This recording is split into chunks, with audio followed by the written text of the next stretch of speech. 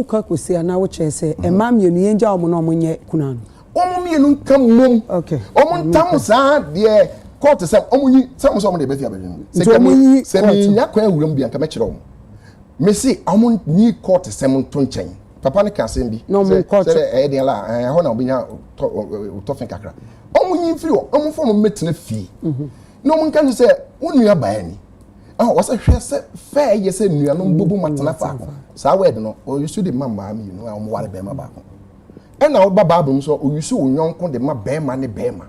Okay. Was it a more name on young query? But I say fair yes, and you are no bear me, bubu matana assy. A mam, you know, what a bema back. What is so for? Oh, me catch it. Now, dear, that was it. I can yes, I guess. Okay, and you're trouble to say, and you're Bible, no one anymore. You're can you know, you, Mate. Say, you're no credit and can my phone to mean nothing what to offer. My from said the trap of Israel. My mom for ne Gentiles and with the bomb woman and say, is for and my phone, what can I say? And my phone, what can I feel back? So I've been crying tented back to me, boo, the hand. I know as I say, Mammy. Mammy, Yamia Sambia, the American translating now, what translating say. What is a cup of water, my fault? What my father was say, Papa, there be no question. Yamia Samna Waka. Nyamia some say was say and yes nipa nko betena se there was say yes ben man kotena tie me pa cha what know make me papa me ba Genesis chapter 2 verse 18 what tie ya kan say yes na tie anya ni quote anya ni quote asem papa tie Nyamia sab was see any be free mon fa bi nka ho wo de ya da metima se what ma se Bible na de makotu na ya what ma wo kakra wo pa kire se ejina ho ma nko a mpa cha what ya se na sma wo ka se no so wo se ejina ho ma nko a me see Bible say tie ni ma me kire definition 2 ne ho e kire se Yesu ma na ban ampa Abia na ekra de esika kona na ode budget temi Bible say brand kwa ya sansen onyonko uneba o you see the ma bema and o ka say nua o you see the ma oba ni oba aha na me pese eye simple na say what ase say o you see anti dan de o ka what ase say Bible you see onyonko a na o refer bema ne bema nti tura ne ka say do yonko sa wo ho no Nyame asem se do yonko no okasa fa odon nti manko ana no okafa mo ho se do yonko se ona mema nko da bi me ka ware asem Bible no ye ka da bi ye du ya ware asem na me ka da me ka ware asem na ko tu kira wo se da bi me so me kira se papa tie se nipa bebre na etie yen ana asem na wo ka no wo si nyame asem me pocho me ko tu Bible me nim say Bible no ye nyame asem ana nye nyame asem mama me say wo de say Bible said ye no o kasa fa wo don say na ayi wo say do wo yonko sa wo hu ana wo say wo yonko ne yo ba na oba me bo ana ba ma na oba me ko tu nye don yonko me ka ware asem na ka say wo say hwe fe ye say enuanom bom tena faako enuanom de na say enuanom na hye wo ne ye oba ne oba obuwa yo mate David me pacho David e kan say was say on say ye was say share fair yes ye nyina bom hia David na kan woni me ye David nyame asem David na wakotu na e ba bo na tie ye nyame asem say nyame fie ye nyina hia nyame fie ni hia na me pacho am say town so na problem I face is here any sad way okay say aware no wo mo fa ne say aware na eye ordinance no eye Kristo som enti obian ko hobi okay eno ni problem ordinance ya okay nye court asam na mko kan court papa oboa asma ordinance tie mo koso se wani nikuri ena mo dia court ena mo kire mu say ye waware a ye ye ni fie ena ye wo court de say akosa say wade a wogina so ne say court ene wode na ware akọ ena court kire say wonu oba ware a eni kwa asam ye dey be ma no e ware obi eka ho court asam o kire mu say wo hu a so wo so wukuna akofa eyere a wo so ko report say o de bega me chi no wo say enya law papa tie ensemenye se bia me bo wa no asemagu me on say sa ware we nyina ba me nkan bi da because the entire men can be done say ebinom excuse me to say ebimu okra omuntu kwan ye wo Ghana ha no ye wo Ghana mra ene ye wo aburuchire mra ena ma menene ni kunu atena aburuchire ene wo mo aye wo mo mra ena se wo ka se wo komu ase se be ma ne kura wonti ase na obi abehu se Sora 2 is now on Artlist. And you're still here? Go to artlist.io. Yeah, the worry aburuchire no. Say na aburuchire mrano etie. Ana nansan mitie no yes Ghana akra nso no. Any Germany mrano ye pese. Se wo ware a eni kwa so ye dey. Wo ware bika ho. Ana meboa. Aha. Ana say no. Akoba say ye nua bema aware bi aka ho. Enti wa ware bi aka ho oni ho. Ena maame ni gina ono ne mra wo court nti say agi so court tie wo da me ba ono no gina mra na wo mo court ko ware ye no ye kire no se no na maame ni gina so se busua panyi pe wo mpe wo no de ne mra ba ko pe se de wo mo ware court no ye ka kire no ete se wa ko hospital ya mo aduro se aduro ya wo numi eye ebia tipa ya aduro nomba akope ba chawoti ase na wo ba fie na bia su ti ni pound wa nomba 3 na afa ewuti no emu paye eno no ye wo no wabu doctor mraso pama chonye za ba de doctor ne ka kire wo de sei enetie enti sei enti na meseme me masre nyame because adie bi wo ho no mo a wo no nkomu a na me dia me nkomu nkomu aware enu ti na o kire mu no bada bi o kire mienu no enya ne ba nye we court de no wo kire mu afan ba esa de odi be wuram se ba bro say ayi what the saying je da de and there aso o ye ni trabutu no na wo de wo twa me dane no senka wo wie enya mane wie ma bi esa nkola tie afa ne nya me sam no me bacho tie me hwe ye nya nkola o nye father otos afre me onim de me beka ana sam so o me so father me de me kan je se nkola tie de da bi nkola tie ne ya ba pacho ye so nkola tie sei da bi nkola tie anti dina me pacho mani wie submission nkola na so mutie na se e kire mo de o fre ne nyame asem de ko tuba bo kire mo a mo njintum enso nyame asem me kotu Bible akire maka kire say Genesis chapter 2 verse 18 wo say nyese be man kotra eni ho ewo ho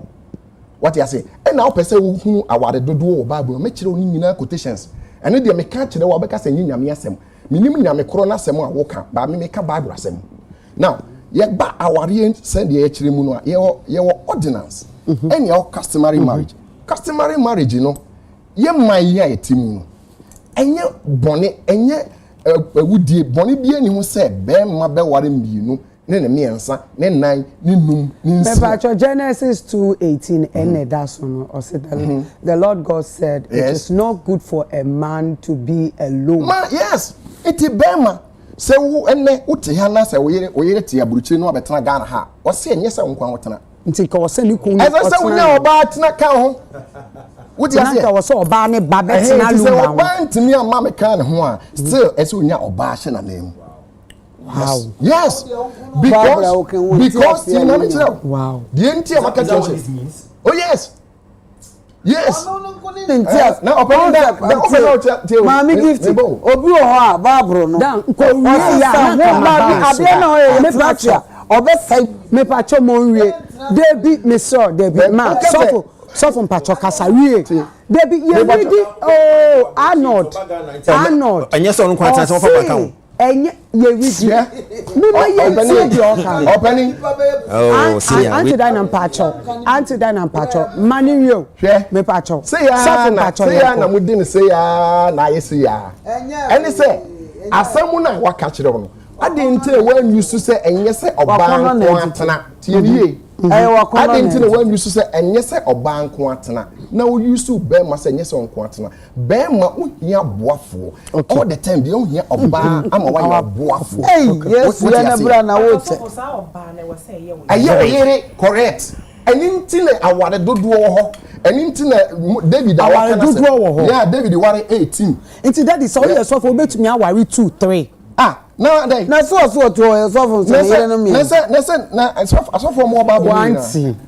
asofo mo ho nyina mo yere no doso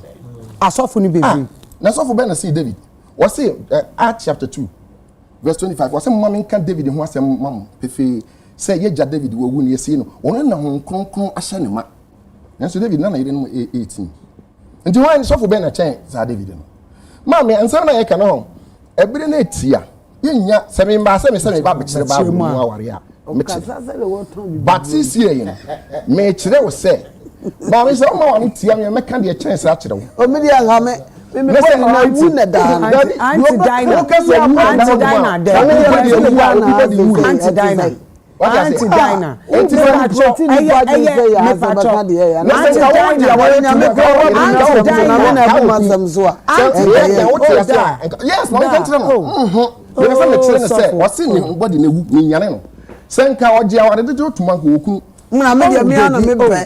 me ana me pe wu nti wo se wo kra ba me pe oda wo ba me pe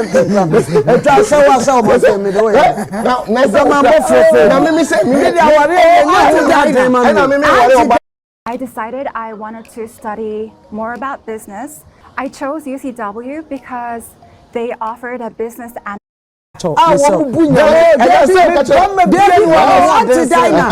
me pacho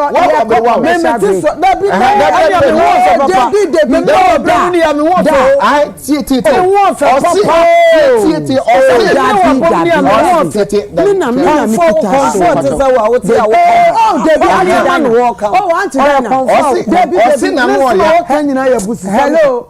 abusu no the ats onim de o debi amre wa bre ya me won ade ya ye tu de nyame ya debi na wo ga me wa anti-dynam me wa bre me ni anti-dynam onu ani serious na me wa bre me kwa me program no daddy me pacho fa wanu wie na ye mfiri wo wa me so anti-dynam system ka we so ba say program no why not use over say program Bible say tell kwa we ya eni baba ya system ka anti-dynam me pacho me pacho